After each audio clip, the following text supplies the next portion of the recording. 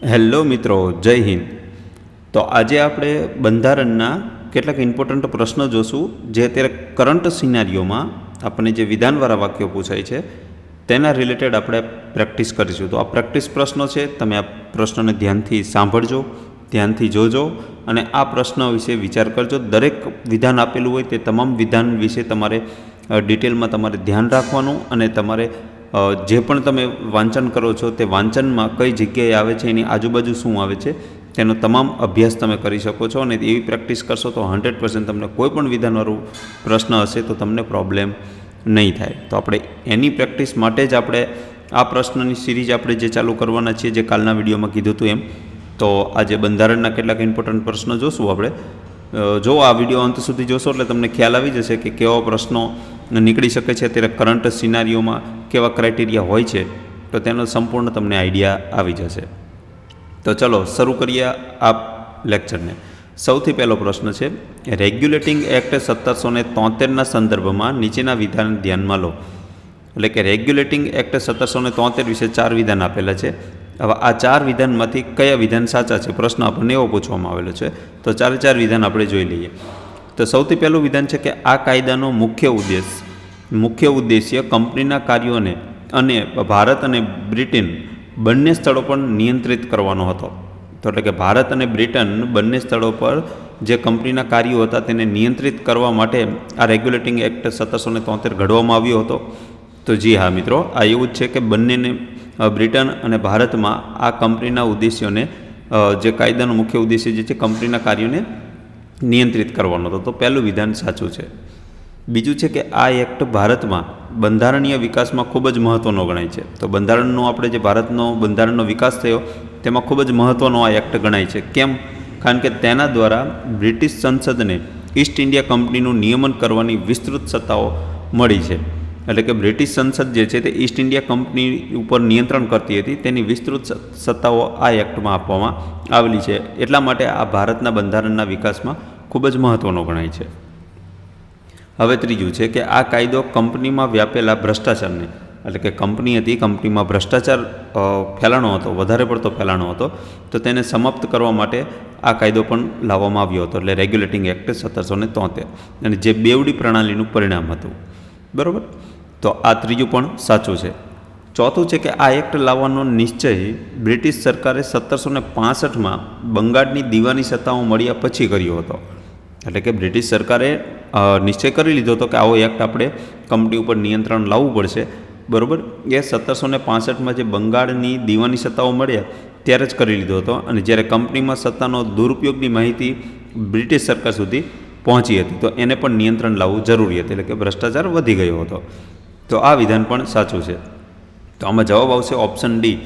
4 વિધાન સાચા છે. બરાબર? જો મિત્રો તમે આવી રીતે પ્રશ્નોની પ્રેક્ટિસ કરશો તો તમને જરૂરથી તમને ફાયદો થશે. વાંચો, સમજો, પ્રશ્નને પહેલાં તો સમજો, દરેક વિધાન આપેલા છે તેને તમે જે વાંચન કરેલું છે તેની સાથે સરખાવો, રિકોલ કરવાની ટ્રાય કરો. બરાબર? અત્યારે તો આપણે પ્રેક્ટિસ જ કરવી છે. બરાબર? તો અત્યારે રિકોલિંગની તમે જો પ્રેક્ટિસ સાથે સાથે રાખતા જશો તો તમે જ્યારે એક્ઝામ હોલમાં બેઠા હશો ત્યારે ઓટોમેટિકલી તમારી હેબિટ પ્રમાણે પ્રશ્ન આવશે એટલે ઓટોમેટિક રિકોલ થઈ જશે. તમારું વાંચન જે કરેલું છે ત્યાંથી રિકોલ થઈ જશે. તો આ રિકોલ કરવાની સાથે સાથે પ્રેક્ટિસ જરૂરથી રાખજો મિત્રો, એ જ તમને સફળતા અપાવશે. બરાબર? તો આપણે એની વિસ્તૃત સમજૂતી આપણે જોઈ. બરાબર? 65થી 72 સુધી બ્રિટિશ સરકારને એવું લાગ્યું કે હવે આપણે કંપનીમાં ભ્રષ્ટાચાર વધી ગયો છે તો તેને સમાપ્ત કરવો પડશે, નિયંત્રણ લાવવું પડશે. તો તે તમામ માહિતી આપણે આગળ પ્રશ્નમાં આપણે જોઈ લીધી. હવે જોઈએ બીજો પ્રશ્ન કે ભારતમાં બ્રિટિશ કાળ દરમિયાનના બંધારણીય વિકાસના તબક્કાઓ વિશે નીચેના વિધાનો ચકાસો. એટલે કે ભારતમાં જે બ્રિટિશ કાળ દરમિયાન જે બંધારણીય વિકાસ જે કર્યો હતો આપણે ભારતના બંધારણનો, તો એના 4 વિધાન આપેલા છે.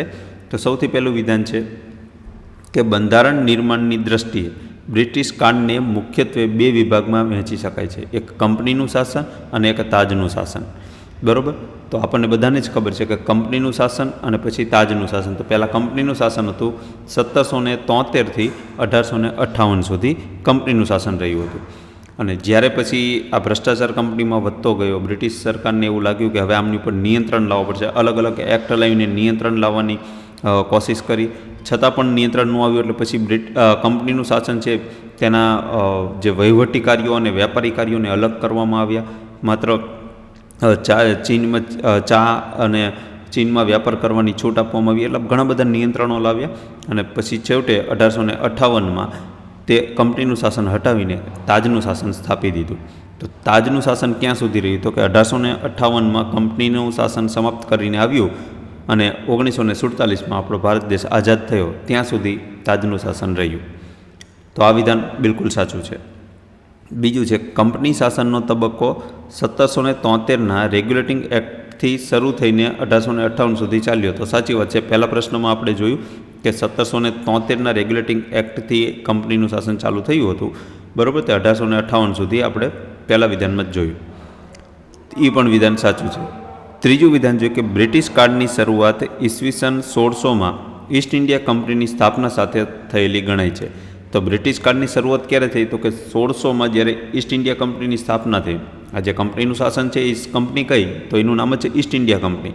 તો તેની શરૂઆત 1600માં ઈસ્ટ ઇન્ડિયા કંપની એક વ્યાપારી કોઠી સુરતમાં સ્થાપી હતી, બરાબર. ત્યાંથી પછી ધીરે ધીરે તેમને રાજકારણમાં આવ્યા, એટલે કે વહીવટી કાર્યોમાં દખલગીરી કરી અને વહીવટી કાર્યો પોતાની પાસે લીધા. પહેલાં શરૂઆતમાં માત્ર વ્યાપાર કરવા માટે જ ઈસ્ટ ઇન્ડિયા કંપની આવી હતી. પછી ધીરે ધીરે તે વહીવટી કાર્યોમાં આવી અને તેની ધીરે ધીરે બધું સત્તા તેમની પાસે લઈ લીધી, બરાબર. તો આ વિધાન પણ સાચું છે. ચોથું વિધાન છે કે બ્રિટિશરોનું આગમન અને સત્તા, એટલે કે 1600માં આગમન થયું, 1765માં સત્તા લેવાની ધીરે ધીરે ટ્રાય કરી અને એક કંપની શાસન 1765થી 1858 સુધીનો પહેલાંનો તબક્કો હતો. તો આ બરાબર છે. 1600થી 1665 જે છે તે ઈસ્ટ ઇન્ડિયા કંપનીએ જે શાસન કર્યું એ પહેલાંનો તબક્કો હતો. પહેલાંનો તબક્કો કયો? 1600થી 1665. તો આ વિધાન પણ સાચું છે, બરાબર. તો આમાં આપણે પ્રશ્ન એવો પૂછવામાં આવેલો છે કે ઉપર આપેલા વિધાનોમાંથી કેટલા વિધાનો ખોટા છે? તો મિત્રો આ 4 વિધાન સાચા છે, એક પણ વિધાન ખોટું નથી. એટલે ઓપ્શન એ જવાબ આવશે, એક પણ વિધાન ખોટું નથી, બરાબર. તો જો હવે આપણે વાત કરીએ કે બંધારણીય વિકાસની દ્રષ્ટિએ મુખ્યત્વે 2 વિભાગો, જે કંપની શાસન અને તાજનું શાસન, બરાબર. તો આ બંને સાચા છે.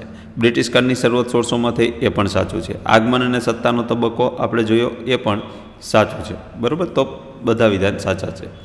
હવે ત્રીજો પ્રશ્ન આપણે જોઈએ કે ઈસ્ટ ઇન્ડિયા કંપનીના ભારતમાં શાસન અને તેની સત્તાના વિકાસના સંદર્ભમાં નીચેના વિધાનોનું મૂલ્યાંકન કરો. તો હવે મિત્રો આમાં જો સૌથી પહેલું આપણને વિધાન આપેલું છે, જે પહેલું વિધાન આપેલું છે કે બ્રિટિશરોએ ઈસવીસન 1600ના ચાર્ટર દ્વારા કંપનીની સ્થાપના કરી હતી અને વિવિધ ચાર્ટર દ્વારા તેનું નિયમન કરાયું હતું. તો આ વિધાન બિલકુલ સાચું છે, બરાબર. આ વિધાન બિલકુલ સાચું છે.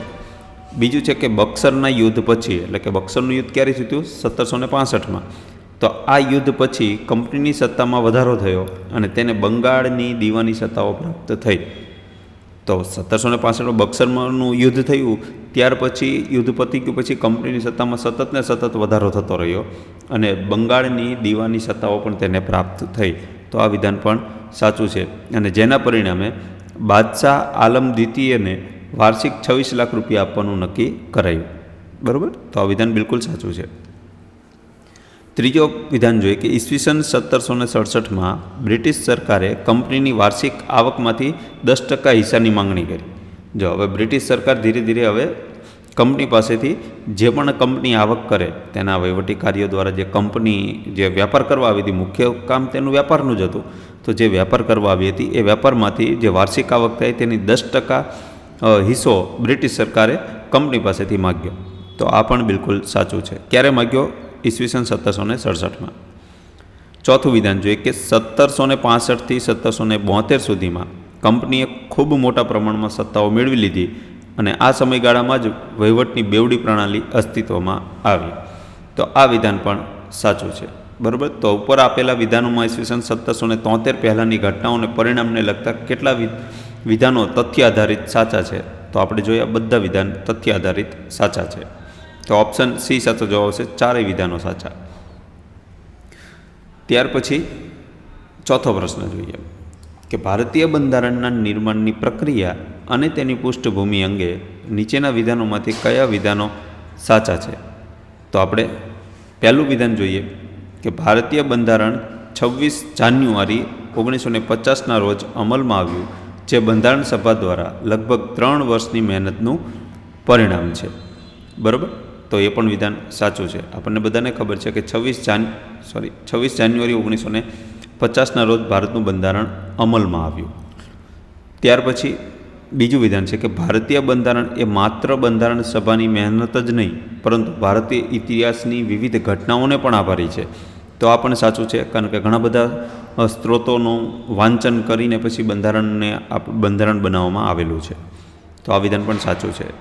ત્રીજું છે કે ભારતમાં આધુનિક શાસન વ્યવસ્થા અને બંધારણ નિર્માણની સંકલ્પનાનો જન્મ તથા બ્રિટિશ વિકાસ બ્રિટનના ભારત પરના શાસન દરમિયાન થયો હતો. તો બ્રિટનના વિકાસ ભારત પરના શાસન દરમિયાન થયો હતો, આધુનિક વ્યવસ્થા અને બંધારણ નિર્માણની સંકલ્પનાનો. તો આ પણ વિધાન સાચું છે. ચોથું વિધાન જોઈએ કે વિશ્વના તમામ બંધારણો જે તે પ્રદેશના ભૂતકાળ અને ભવિષ્યને ધ્યાનમાં રાખીને તૈયાર થતા હોય છે. તો એ પણ બિલકુલ સાચું છે કે જ્યારે કોઈ પણ દેશ જે હોય છે તે પોતાનું બંધારણ બનાવે છે તો તેના ભૂતકાળના અનુભવો પરથી અને ભવિષ્યમાં શું થશે અને કેવી રીતે આપણે ડેવલપમેન્ટ તરફ જશું, જેથી નાગરિકોના મૂળભૂત ફરજો, મૂળભૂત અધિકારોનું જે ધ્યાન રાખવામાં આવે. બરાબર, તો એ તમામ વસ્તુને ધ્યાનમાં રાખીને, એટલે કે દેશના ભવિષ્યને ધ્યાનમાં રાખીને દેશે ભૂતકાળમાં શું જોયેલું છે તેના ઉપર શીખ મેળવીને બંધારણ બનાવવામાં આવતું હોય છે. તો આમાં 4 વિધાન સાચા છે, એટલે ઓપ્શન ડી સાચો જવાબ આવશે. ત્યાર પછી 5મો પ્રશ્ન જોઈએ કે કંપની શાસન 1773 થી 1858, આ કંપનીનું શાસન, આ દરમિયાન આવેલા મુખ્ય ચાર્ટર એક્ટનો યોગ્ય ક્રમ કયો છે? તો ચાર્ટર એક્ટનો યોગ્ય ક્રમ કયો છે? જો તો અહીંયા મિત્રો ક્રમ આડોવરો આપેલો છે, પરંતુ સાલ વાઇઝ જ ક્રમ આવશે.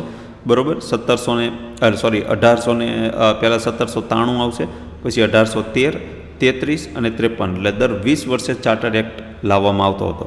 બરાબર, 1793માં લાવ્યો, પછી 1813માં, પછી 1833 અને 1853. બરાબર, તો 1, 3, 2 અને 4 ઓપ્શન એ સાચો જવાબ આવશે. જો અહીંયા આપણને ક્રમ પણ આપી દીધેલો છે. જો અહીં રેગ્યુલેટિંગ એક્ટ પહેલાં 1773માં આવ્યો, પછી પિટ્સ ઇન્ડિયા એક્ટ 1784માં આવ્યો, ત્યાર પછી ચાર્ટર એક્ટ આવ્યો 1893, પછી ચાર્ટર એક્ટ 1813, ચાર્ટર એક્ટ 1833 અને ચાર્ટર એક્ટ 1853, અને ત્યારબાદ કંપનીનું શાસન સમાપ્ત થયું 1858માં. પછી ચાર્ટર એક્ટ બીજો નવો ન આવ્યો, કારણ કે પછી તાજનું શાસન આવી ગયું. જોઈએ 6થો પ્રશ્ન જોઈએ હવે કે ભારતમાં બેવડી પ્રણાલીના સંદર્ભમાં નીચેના વિધાનોનું પૃથ્થકરણ કરો. તો હવે આમાં મિત્રો 4 વિધાન આપેલા છે. બરાબર, તો આ 4 વિધાનમાંથી આપણને પ્રશ્ન પૂછ્યો કે બેવડી પ્રણાલીની પ્રકૃતિને તાત્કાલિક પરિણામને યોગ્ય રીતે દર્શાવે છે. તો સાચા કયા છે, ઇન શોર્ટ એમ કહેવા માગે છે. તો સૌથી પહેલું જોઈએ કે આ વ્યવસ્થા ઈસવીસન 1765 થી 1772 સુધી અસ્તિત્વમાં રહી હતી. બેવડી પ્રણાલી આપણે આગળ જોયું, બેવડી પ્રણાલીવાળો પ્રશ્ન આવ્યો હતો, તો આ પણ વિધાન સાચું છે. બીજું છે કે આ પ્રણાલીમાં ઈસ્ટ ઇન્ડિયા કંપની પાસે વાસ્તવિક અધિકાર હતા, પરંતુ તેની પાસે કોઈ જવાબદારી હતી નહીં. આ પણ સાચું છે. આ જ એમનો મોટો ફાયદો હતો, એટલે જ ભ્રષ્ટાચાર વધી ગયો હતો. બરાબર, અને મન ફાવે તેમ ઈસ્ટ ઇન્ડિયા કંપની શાસન ચલાવતી હતી આપણા દેશમાં, કારણ કે તેમની પાસે અધિકારો જ હતા, જવાબદારી તો કોઈ હતી જ નહીં. બરાબર, કોઈ પણ કર્મચારી, કંપનીનો કર્મચારી કંઈ પણ કરે, કોઈ જ જવાબદારી નહીં, એ એના અધિકારમાં આવતું હતું, માત્ર અધિકાર જ હતા, જવાબદારી હતી નહીં. આ પણ સાચું છે. એના માટે જ જેને નિયંત્રણ કરવા માટે જ આજ બધા ચાર્ટર એક્ટ લાવવામાં આવ્યા અને રેગ્યુલેટિંગ એક્ટ લાવવામાં આવ્યા. એ પણ વિધાન સાચું છે. હવે ત્રીજો વિધાન જોઈએ કે આ પ્રણાલીના કારણે કંપનીમાં ભ્રષ્ટાચાર ખૂબ જ મોટા પ્રમાણમાં ફેલાયો. આપણે વાત કરી તેમ, જેના પરિણામે કંપની નાદારી નોંધાવવાને આરે પહોંચી ગઈ હતી. બરાબર, એ નાદારી નોંધાવવાને આરે પહોંચી ગઈ હતી, જ્યારે કર્મચારીઓ માલામાલ થઈ ગયા હતા. આપણે આગળ જોયું, કારણ કે તેમની પાસે માત્ર અધિકારો જ હતા, જવાબદારી તો હતી નહીં, એટલે મન ફાવે તેમ કંપનીનું શાસન ચલાવતા હતા. ચોથું વિધાન છે કે સત્તાના દુરુપયોગ અને તેના માઠા પરિણામને નિયંત્રિત કરવા માટે બ્રિટિશ સરકારે આ રેગ્યુલેટિંગ એક્ટ 1773માં લાવવાનો નિર્ણય કર્યો. બરાબર, તો એ પણ આપણે આગળના પ્રશ્નોમાં વિસ્તૃત ચર્ચા કરેલી છે. બરાબર, તો આ 4 વિધાન સાચા છે. ઓપ્શન ડી જવાબ આવશે. હવે જો ડ્યુઅલ સિસ્ટમ ઓફ એડમિનિસ્ટ્રેશન એટલે કે બેવડી પ્રણાલી ભારતમાં 1765થી 1772 સુધી ચાલી હતી. મિત્રો યાદ રાખજો, 1765થી 1772 સુધી બેવડી પ્રણાલી ચાલી હતી. અને આ પ્રણાલી કંપનીની સત્તા અને જવાબદારીના વિભાજનની ખામીને કારણે ભ્રષ્ટાચારનું મૂળ બની હતી. જે આપણે વાત કરીએ ને કે જવાબદારી અને સત્તા, જે કંપનીની સત્તા અને જવાબદારી જે છે એની ખામી હતી, કારણ કે તેમની પાસે માત્ર સત્તા જ હતી, જવાબદારીઓ તો કોઈ હતી નહીં, એટલે જ ભ્રષ્ટાચારનું મૂળ બની હતી. અને આ સ્થિતિને નિયંત્રિત કરવા માટે આપણે જોયું રેગ્યુલેટિંગ એક્ટ લાયા 1773માં. હવે ત્યાર પછી આપણે જોઈએ 7મો પ્રશ્ન. હવે 7મા પ્રશ્નમાં આપણને શું પૂછવામાં આવ્યું કે કંપની શાસન 1773થી 1858ના સમયગાળા સાથે સુસંગત વિકલ્પ પસંદ કરો.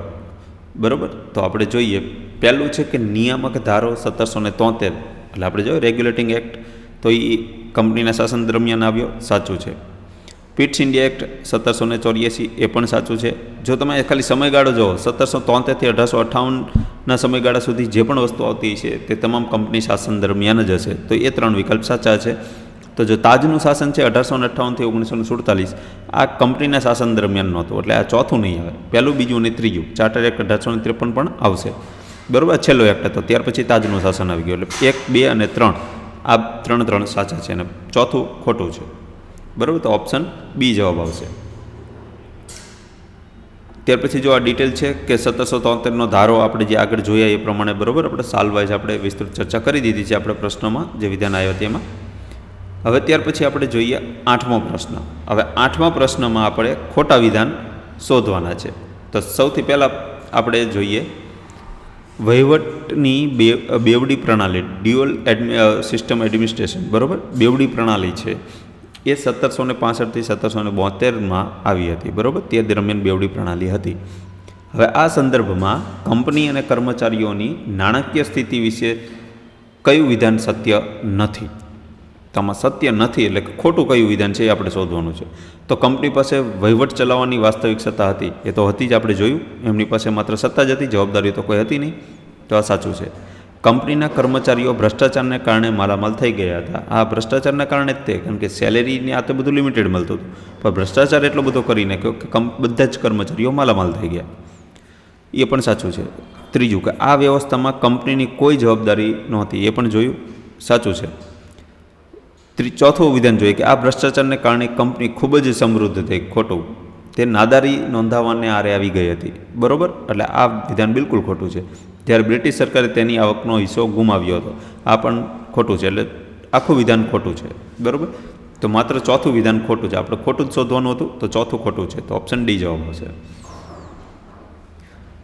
ત્યાર પછી જો આપણે જોયું આ દસ્તાવેજ મુજબ ભ્રષ્ટાચારને જે નાદારી નોંધાવને આ રીતે પહોંચી હતી કંપની ભ્રષ્ટાચારને કારણે, અને જ્યારે તેના કર્મચારીઓ માલામાલ થઈ ગયા હતા, કંપની સમૃદ્ધ થઈ નહોતી. ત્યાર પછી પ્રશ્ન નંબર જોઈએ આપણે 9મો પ્રશ્ન. તો 9મા પ્રશ્નમાં આપણને શું પૂછ્યું છે કે ભારતમાં બંધારણીય વિકાસની શરૂઆત અને તેના પાયાના સંકલ્પના સંદર્ભમાં નીચેનામાંથી સૌથી સચોટ વિધાન કયું છે? તો સૌથી સચોટ વિધાન આપણે શોધવાનું છે. તો પહેલું જોઈએ કે આધુનિક શાસન વ્યવસ્થાની સંકલ્પના ભારતમાં સ્વતંત્રતા મળ્યા પછી જ શરૂ થઈ હતી. તો ખોટું ના, ભારતમાં સ્વતંત્રતા મળ્યા પછી નહોતી થઈ, કારણ કે ભારતનું બંધારણ જે છે તે ઘણા બધા અંશે જે ભારત શાસન અધિનિયમ 1935માંથી લેવામાં આવ્યું હતું. તો ભારત શાસન અધિનિયમ 1935માં ઘડાયો હતો, જ્યારે આપણો દેશ આઝાદ પણ નહોતો થયો. તો અહીંમાંથી પણ શાસન વ્યવસ્થાની કેટલીક સંકલ્પનાઓ લેવામાં આવી હતી. બરાબર, તો એ ખોટું છે. બરાબર, એટલે એ સચોટ નથી, ખોટું તો નથી પણ સચોટ નથી. બીજું વિધાન છે કે બ્રિટિશ શાસન દરમિયાન 1600માં કંપનીની સ્થાપનાએ બંધારણીય વિકાસનો પાયો નાખ્યો હતો. તો નહીં, બંધારણનો વિકાસ આપણે જરૂર બ્રિટિશ શાસનકાળ દરમિયાન કર્યો હતો, પણ પાયો 1600માં નાખ્યો હતો એવું આપણે કહી શકાય નહીં. એટલે આ પણ સુસંગત નથી, પ્રોપર સુસંગત નથી. ત્યાર પછી રેગ્યુલેટિંગ એક્ટ 1773 આ ભારતમાં બંધારણીય વિકાસમાં સૌથી ઓછો મહત્ત્વનો ગણાય છે. નહીં, સૌથી ઓછો તો નથી ગણાતો. આપણે પહેલા જ પ્રશ્નમાં જોયું, તેનું મહત્ત્વ તો ઘણું છે. બરાબર, એની અંદર ઘણું બધું ભારતના બંધારણમાંથી લેવામાં આવેલું છે, તો સૌથી ઓછો મહત્ત્વનો ગણાય છે એવું તો નથી.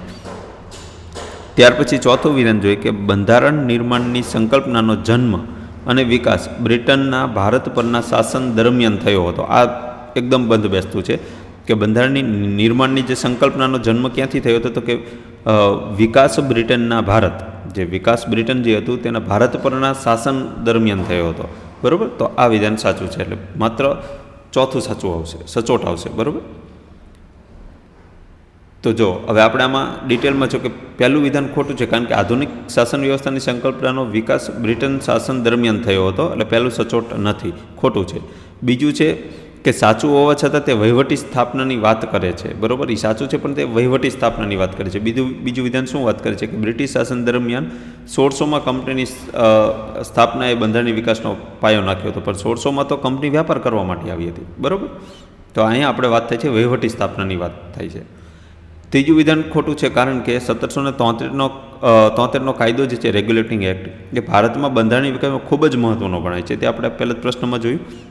અને ચોથું વિધાન છે જે સૌથી સચોટ છે, કારણ કે જે દસ્તાવેજમાં આપણે સ્પષ્ટ રીતે જણાવે છે કે બંધારણ નિર્માણની સંકલ્પનાનો જન્મ અને વિકાસ બ્રિટન શાસન દરમિયાન થયો હતો, બરાબર.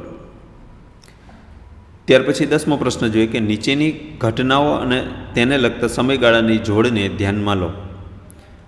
તો આમાં સૌથી પહેલાં જોઈએ આ ઉપરની જોડીમાંથી કેટલી જોડીઓ સાચી રીતે જોડાયેલી છે તે આપણે જોવાનું છે. તો કે બ્રિટિશરોનું આગમન અને સત્તા, બરાબર. તો બ્રિટિશરોનું આગમન અને સત્તા શું છે? તો કે 1600થી 1665. જો અહીંયા સાચું આપણે અહીંયા જોઈ લઈએ કે બ્રિટિશરોનું આગમન અને સત્તા 1600થી 1665 એ સાચું છે.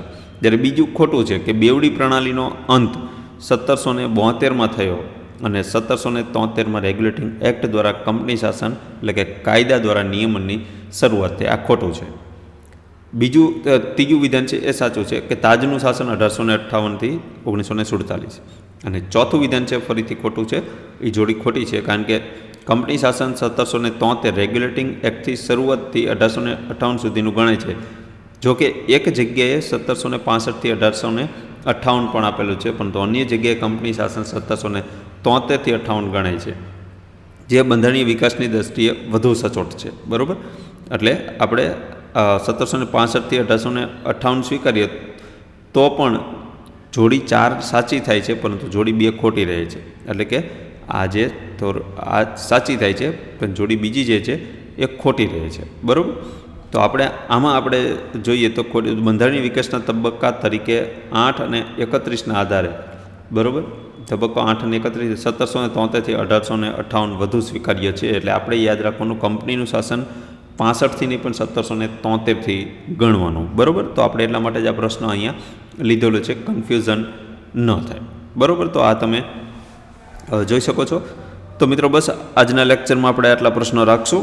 ડિટેલમાં તમે થોડોક આનો અભ્યાસ કરજો, બરાબર. અને થોડુંક ડિટેલમાં એકવાર કે 2 વાર તમે વિડીયો જોજો, અને પીડીએફ જોતી હશે તો પણ તમને મળી જશે આપણી ટેલિગ્રામ ચેનલમાં. એક સાથે મળશે મિત્રો પીડીએફ. તે 10 પ્રશ્નોની પીડીએફમાં તમે પછી બીજો વિડીયો આવે ત્યારે તમે પછી ગોતીએ આપણે, તો એમાં તકલીફ પડે. એટલે આપણે એક સાથે જ આપણે પીડીએફ તમને આપી દઈશું. થોડા પ્રશ્નો થશે, 100-200 પ્રશ્ન થશે, એટલે પીડીએફ આપી દઈશું. ત્યાં સુધી તમે મિત્રો આ વિડીયોને એન્જોય કરો, વિડીયોમાંથી જુઓ, મોબાઈલમાં રીલ્સું ન જુઓ. આ રીલ્સુની જગ્યાએ વિડીયો જો તમને જોવાનો ટાઈમ નથી, માત્ર કાનમાં હેન્ડ્સ ફ્રી લગાવીને શાંતિથી સાંભળશો તો પણ ઘણું બધું તમને શીખવા મળશે, બરાબર.